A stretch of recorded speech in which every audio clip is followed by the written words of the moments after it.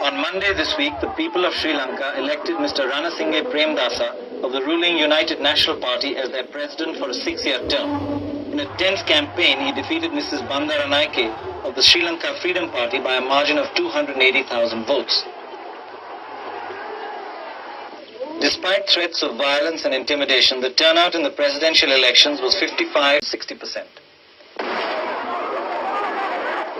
The election was widely seen as a victory of democracy in the face of killings and bomb attacks on election meetings, political activists, and election agents by extremist groups, including the Janta Vimukti Paramana.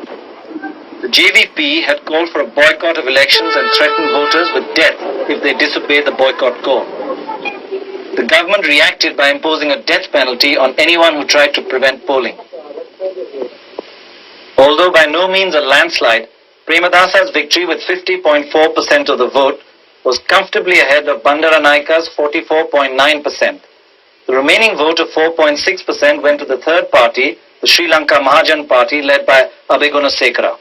While Mrs. Bandaranaike has attributed her defeat to the low turnout, Premadasa saw it as a triumph for democracy. You know, this contest is not between individuals, but between the ballot and the bullet. And I am sure that the ballot will win. Thank you. He has indirectly called for the JVP to rejoin mainstream politics.